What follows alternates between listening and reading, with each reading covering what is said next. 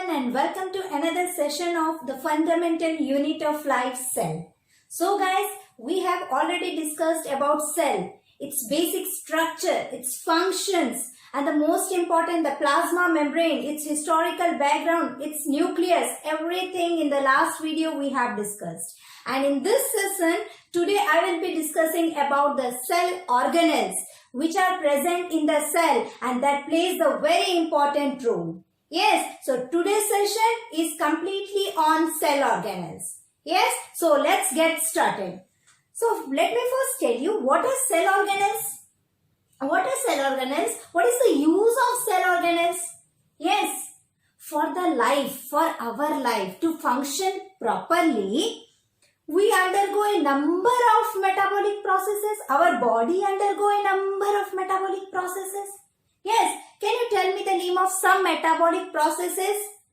Yes, digestion, respiration, excretion, production of proteins, enzyme, hormones. Yes, all these are necessary for the life or not? Yes, and all the burden and all the metabolic processes involves the cells. So these processes are all carried out by the cell, guys.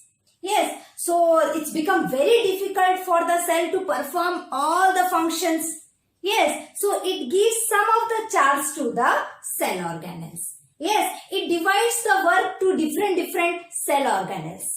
Yes, so because the cell finds very difficult to perform all the metabolic activities, it gives some duties to the various cell organelles which is present inside the cell only. And where is the cell organelles present? The cell organelles are present in the cytoplasm.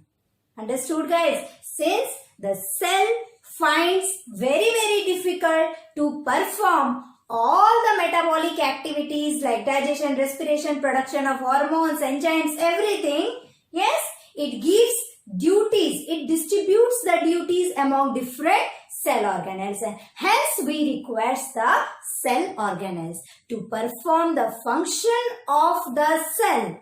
Yes, to perform the various function of the cell, to perform the biochemical activities of the cell organelles are very important. Yes, so why cell organelles are very important? To perform the biochemical activities of the cell, to perform the various functions of the cell organelles are very important. First of all, where are cell organelles present? Cell organelles are present in the cytoplasm of the cell. What is cytoplasm? Just recall, I have told you in the last video, it's a fluid-like structure which is present in the cell and these cell organelles floats on the cytoplasm. Yes, understood? So why cell organelles are important? To perform the biochemical activities of the cell. Cell organelles are important. Where it is present? In the cytoplasm of the cell. And how it is? It's a membrane bound organelle. What do you mean by membrane bound organelle? What do you mean by membrane bound organelles? Means the organelles are covered or surrounded by a membrane so that this membrane gives a definition to the cell organelles. It gives a structure to the cell organelles. Understood? So cell organelles are membrane bound structure and this membrane gives a definition to the cell organelles, gives a definite shape to the cell organelles. Understood now? First you have to write why cell organelles are important. To perform the biochemical activity of the cell, cell organelles are important. Where it is present? In the cytoplasm of the cell. How it looks like? It's a membrane bound organelle and this membrane gives a definite structure to the cell organelles. There are various cell organelles inside the cell. Some of it like your vacuoles are there, mitochondria are there, endoplasmic reticulum are there, plastids are there, lysosomes are there, peroxisomes are there. All are different cell organelles which are found floating in the cytoplasm of the cell. So one by one we will be discussing the cell organelles. The first organelles which we will be discussing in this session is your vacuoles. What it is? Vacuoles. V-A-C-U-O-L-E-S.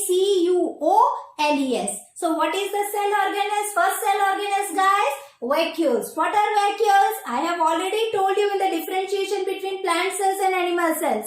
What it is? That plant cell has got a big vacuole and animal cell has got small vacuole.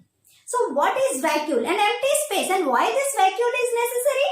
Why this vacuole? To store the food, to store the substances. It can also be called as a store sac, store bag-like structure. Yes, so the first organelle we will be discussing here is your vacuoles. What it is? Vacuoles. V-A-C-U-O-L-E-S. Vacuoles. So covered by a single membrane. Yes, vacuole are surrounded by how many layers? Only single layer or single membrane. Remember the first point, vacuole. This vacuole. Yes, suppose this is a vacuole and this vacuole is surrounded by a single membrane. First point, what you will write? The vacuole is surrounded by a single membrane. It is covered by how many membrane? It is covered by one membrane. Second, storage sac-like structure. I have told you right now. It's a bag-like structure. It's a sac-like structure which helps in storing the foodstuffs. What type of foodstuffs? Whether it may be solid foodstuff or whether it may be a liquid foodstuff. So what is vacuole used for? Vacuole is used for the storage of substances like solids or liquids. So second point, storage of the sac. It's a storage sac which helps in the storage of either solid food products or liquid food products. Yes.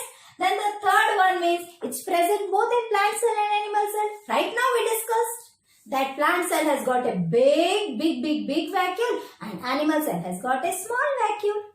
Understood? So what is vacuole? It's surrounded by a single membrane.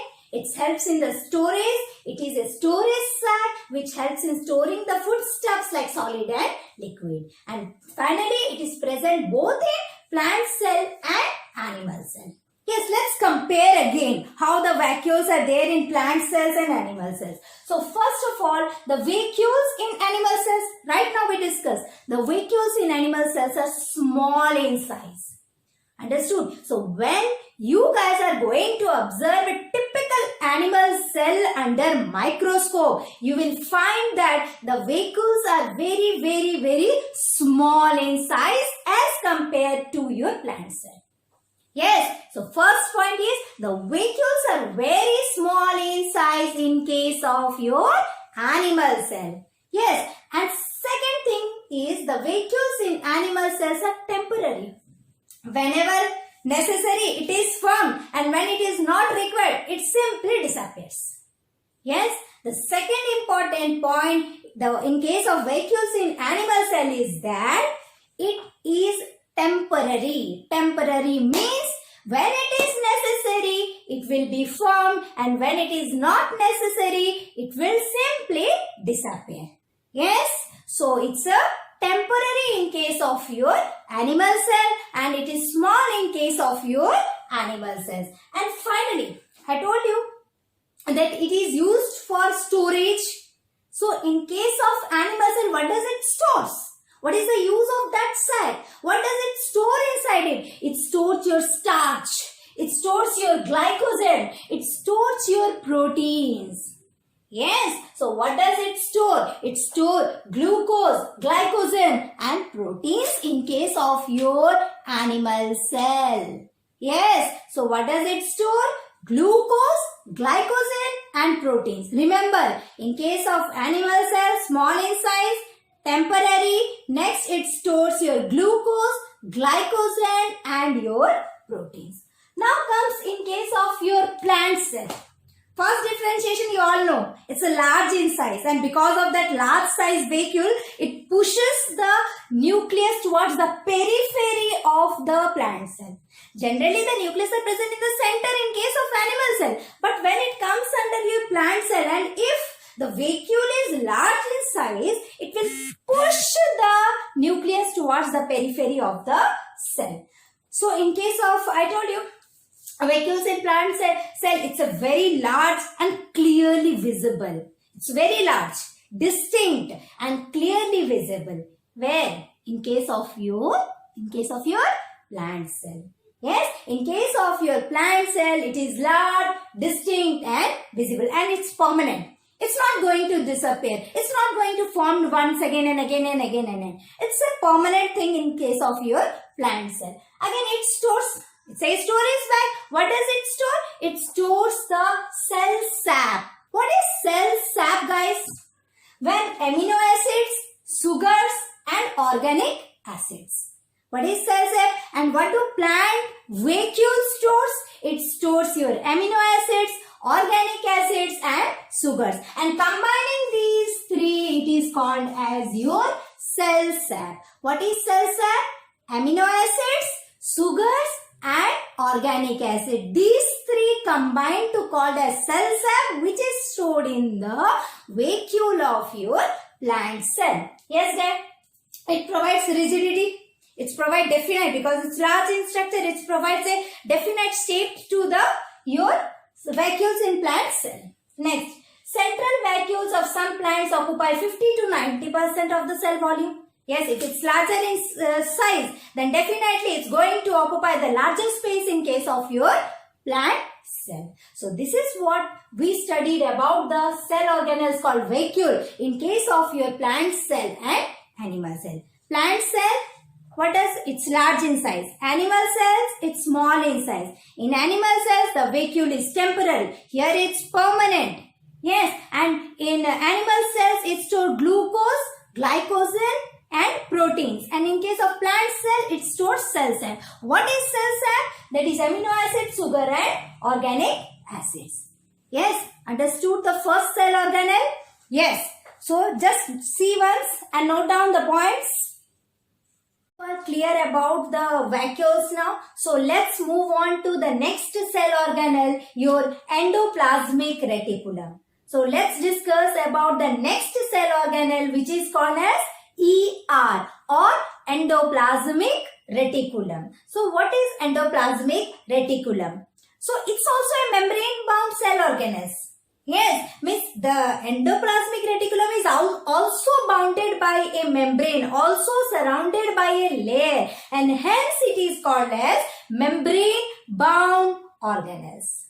Yes, first thing over. Second thing, when you are going to observe a cell under microscope, yes, so how will the ER appears? ER, the endoplasmic reticulum will appear. It will appear as a network. You can see here, as a network of tubules, as a network of sheaths. So when the endoplasmic reticulum is observed under microscope, it is seen as a network of tube-like structure, network of fold-like structure and a network of sheath-like structure. Yes, so ER appears as a network of tubules or vesicles. Yes, so generally this ER occurs in three forms. Yes, when it is observed under microscope, you can observe ER in three forms. First structure is tubules. Here tube-like structure is present or not? You can see here tube-like structure is present. So the first occurrence of ER is tube-like structure, which is called as your tubules. Yes, and you can see here a circle-like structure.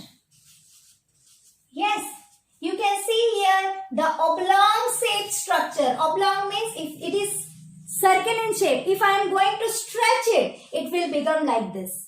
So oblong-like shape. The first occurrence is tube-like structure, that is called tubules, and the second structure is your vesicle shape. Vesicle shape means oblong shape or somewhat spherical in shape. And the third occurrence is, you can see cisternae. You can see fold-like structure. These are folded-like structure or not? And this folded-like structure is called as your cisternae. What it is called? Cisternae. C-I-S-T-E-R-N-A-E. Cisternae. Remember your sister. From there comes cisternae. Yes. So in how many forms the ER occurs? The ER occurs in three forms. The first one is tubules, means tube-like structure. You can see the tube-like structure. The second one is vesicle, the oblong-shaped structure. And the third one is your cisternae. The folded structure are called as your cisternae. And inside that fold-like structure, the fluid is present. Understood? First, what you will write? It's a membrane-bound structure. It appears as a network of tubules or sheath. And the third one, it appears in three forms. What are the three forms? Cisternae, tubules, and vesicles. Cisternae is a folded-like structure. Yes, tubules means simply tube-like structure. Vesicles means your oblong-shaped structure. Understood? So when we are observing the your ER under microscope, we will see that one side of the ER, yes, one side of the ER, it attaches to the nuclear membrane or nuclear envelope. Nuclear membrane, I told you. A membrane which surrounds the nucleus is called nuclear membrane, which we have discussed in our earlier videos. Yes. So one side of the ER, it attaches to the nuclear envelope or nuclear membrane. And the other side of the ER is attached to your plasma membrane.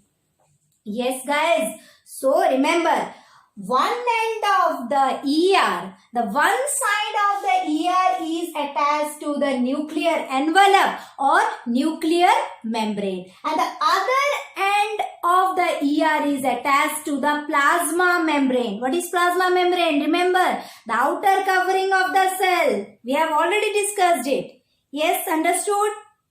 First thing, network of sheath and tubules. How many forms does it exist here? Three forms: cisternae, tubules, and vesicles.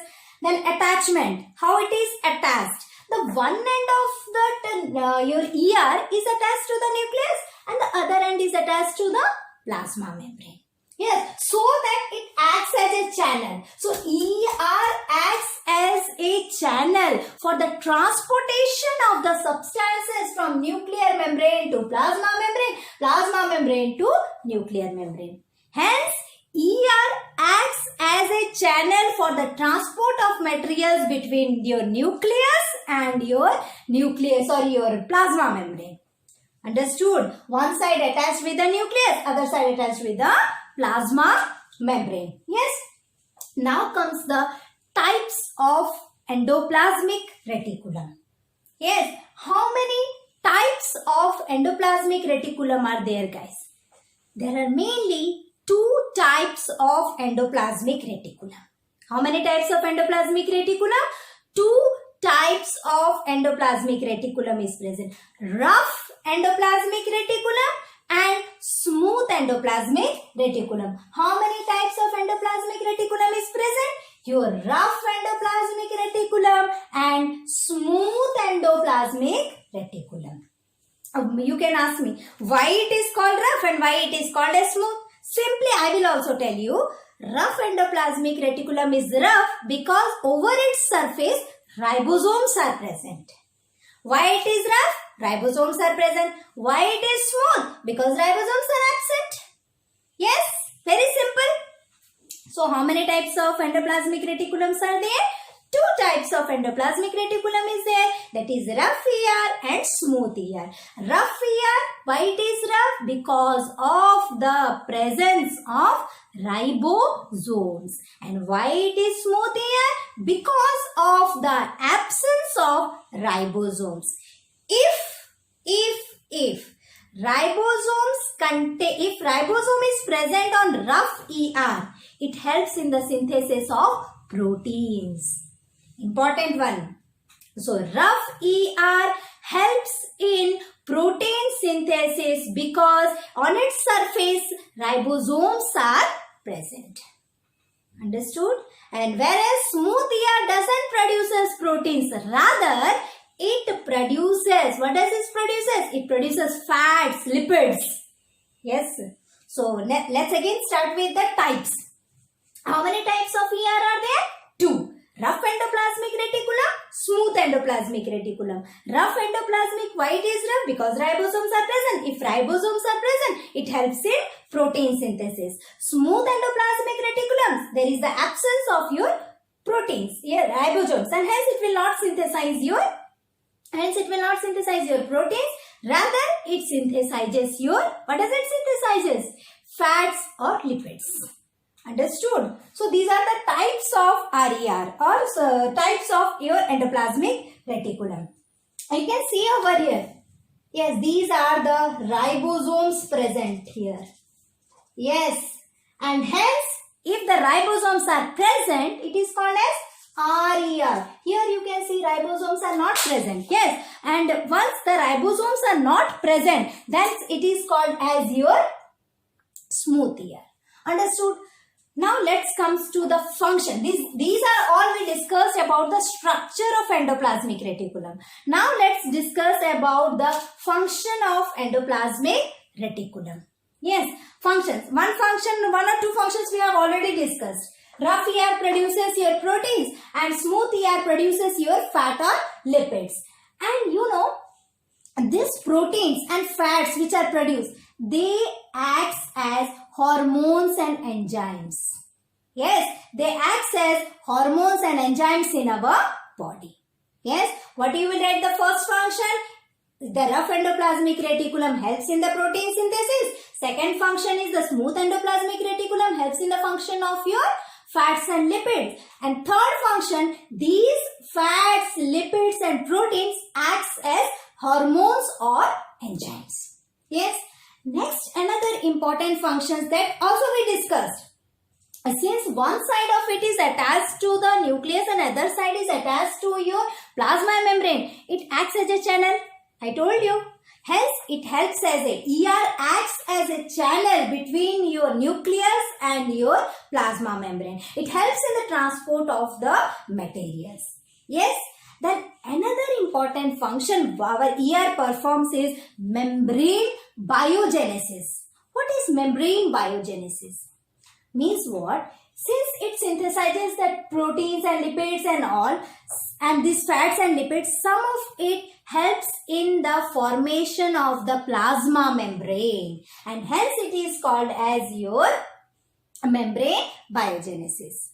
Understood? Since these fats and lipids helps in constructing the membrane or outer membrane of the cell or plasma membrane, it is called as your membrane biogenesis. Yes, and the last but not the least, the most important function, it detoxify the toxins and the drugs. Whatever the toxins or the drugs, yes, or the poison materials enters into the cell, this ER helps in making it out of the cell, pushes out of the cell, and hence it acts as a detoxifier. Yes, it helps in removing the drugs, it helps in removing the toxin and poison. Understood? So first, how it is constructed? Tubules, vesicles and cisternae. Tubules means tube-shaped structure. Vesicles is your oblong-shaped structure and cisternae is your folded structure. It's also a membrane-bound cell organelles. It occurs in three forms that I have told you right away, right now. Attachment, one end is attached to your plasma membrane, other end is attached to the nucleus. Yes. Now, how many types? Two types. Rough ER, rough because ribosomes are present and ribosome is present when it helps in protein synthesis. Yes. And your smooth ER, it helps in the production of lipids or fats. Function, first function, RER helps in protein synthesis. Smooth endoplasmic reticulum helps in the synthesis of fat molecules. It helps in membrane biogenesis because these fat molecules and all helps in the synthesis of the plasma membrane, and hence it is called as your membrane biogenesis. Since one side is attached to the nuclear membrane and other side to the plasma membrane, it acts as a channel, it acts as a transport of the materials, and the last function is it helps in detoxifying the drugs and the poisons. Means whatever the poison things comes inside the cell, it will goes out, it pushes out of the cell. Yes, understood now what is endoplasmic reticulum? Let's move on to next cell organelle, which is Golgi apparatus. Yes, what is our next cell organelle? Golgi apparatus. Now let's discuss about Golgi apparatus. Who first of all observed this structure? You can see it over here. Yes. So, who first of all discovered the Golgi apparatus? He was none other than Camillo Golgi. Yes, who first of all discovered your Golgi apparatus? Camillo Golgi first of all discovered your Golgi apparatus, and on his name he named it as Golgi apparatus. Next, and here also, when you are going to observe the Golgi apparatus under microscope, it will occur in three forms: vacuoles, vesicles and cisternae. Yes, in how many forms it will appear? It will also appear in three forms. How many forms it will appear Golgi apparatus? Three forms. Your vacuoles, vesicles and cisternae. You can easily observe here. Yes, these are folded like structure or not? These folded like structures are called as your cisternae. Here you can see your circle like structure that is called as your vacuoles. And in some places you can see the oblong like structure that is called vesicles. Yes, so it was first of all discovered by Camillo Golgi, and when we are going to observe the Golgi apparatus under microscope, it will also occur in three forms. Vacuoles, that is spherically safe, you can observe here, and cisternae, that is in the folded like structure, and the third one is your vesicles, that is oblong shapes. Yes, these three shapes we have already discussed in your endoplasmic reticulum also. So here also it occurs in three forms. Then next, for example, if I am going to give you some coins and ask you to arrange in a pile, how will you arrange? Yes, you will arrange stack like structure or not? You will form a stack of coins or not? So when these cisternae are parallelly arranged, yes, so these cisternae or these folds are parallel stacks. Yes, this one parallel in front of it. See, these cisternae are parallel to each other or stack like structures, and hence it is called as cisterns. What it is called? It is called cisterns. C-I-S-T-E-R-N-S. Cisterns. So, when you are going to observe the Golgi apparatus under microscope, it will occur in three forms. Vacuoles, you know, spherical, vesicles, that is oblong shape, and cisternae, that is folded structure. And these cisternae, when arranged in parallel to each other, yes, or stack like structure, then it is called as your cisterns. C-I-S-T-E-R-N-S. It is called cistern, guys. Yes. So when these folds or when the cisternae are arranged parallel to each other, then it is called as your cisterns. And these Golgi apparatus, now it is present both in plant cell and animal cell. Yes. So in animal cells, what happens? It is present near the nucleus. It's very close to nucleus. Which one? Your Golgi apparatus, and in which case? In case of your animal cells. Yes, but in case of plant cell, guys, it's freely distributed. And since it is freely distributed, it is called dichiosomes. What it is called? It is called as your dichiosomes. D-I-C-T-Y-O-S-O-M-E-S. It is called as your dichiosomes. Understood? So this Golgi apparatus is present both in plant cell as well as in animal cells. So when in case of your animal cells, it is present very close to nucleus, very near to nucleus. But in case of your plant cell, it's freely distributed, guys. And hence it is called as dichiosomes. What it is called? Dichiosomes. Hope you have written it. Dichiosomes. Yes. D-I-C-T-Y-O-S-O-M-E-S. Dichiosomes. Yes. And it has got two faces. Yes.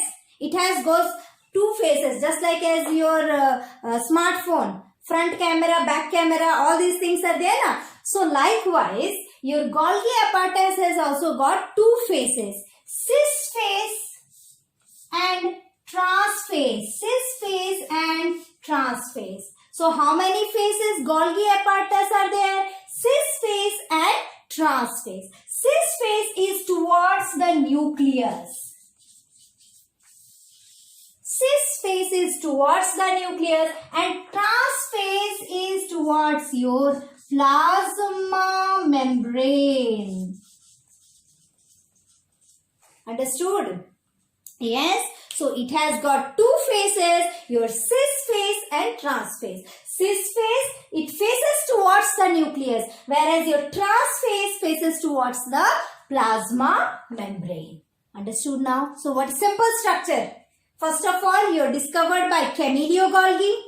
It also occurs in three forms: vacuoles, spherical in shape, vesicles, oblong in shape, and cisternae, that is folded structure. And if these cisternae are arranged parallel to each other or parallel stacks, then it is called, I have told you, what it is called? Cisterns. What it is called? Cisterns. And these Golgi apparatus is present both in plant cell and animal cell. In case of animal cells, it's very close to nucleus, but in case of plant cell, it's freely distributed over the cell and hence called diatyozones. What it is called? Diatyozones. And how many phases does Golgi apparatus has? Two phases, cis phase and trans phase. Cis phase, it just observes to, it faces towards the nucleus, and trans phase, it faces towards your plasma membrane. Understood the structure, guys? Now, what is its function? What function do Golgi apparatus function? Okay, first of all, I will tell you. Cis phase is there. It's very close to, it faces towards the nucleus. So, whatever products, yes, whatever products the nucleus will synthesize, it will come out from the nucleus in the form of vacuoles from the cis phase. Yes. So, whatever the products the nucleus will produce, it comes out of the nucleus in the form of vacuoles, enters the cis phase, crosses the Golgi apparatus, and inside that Golgi apparatus, what happens? Modification takes place, packaging takes place of that product, and finally the remaining part goes out from the trans phase. Understood? What is the main functions performed by your Golgi apparatus? Once again, I am telling you, whatever products the nucleus will produce now, that will comes out of the nucleus in the form of vacuole, inside the vacuole. And it will cross the cis phase, enters the Golgi apparatus, and what happens in Golgi apparatus? It will use that products, it will modify, bring some changes in that products, it will pack it properly, and whatever products it uses for its biochemical produce, and the rest of it leaves from the trans phase. This is what the main function performed by the nucleus. Yes, and the second important is the formation of lysosomes, which we will discuss in the further videos. Yes, so what are the two functions? It functions, the stores, modify, packages the product, and formation of the lysosome. Understood? How they are arranged? Parallel stacks, and that are called cisternates, present both in plant cell and animal cells. Plant cells may diatyozomes. Functions, stores, modify, packages the product, and formation of lysosome. Hope guys you all have understood these cell organelles. We will meet again with another cell organelles. So do wait, and we will meet very soon with another cell organelles. Go through your books, revise it, and write down the notes. All the best. Bye.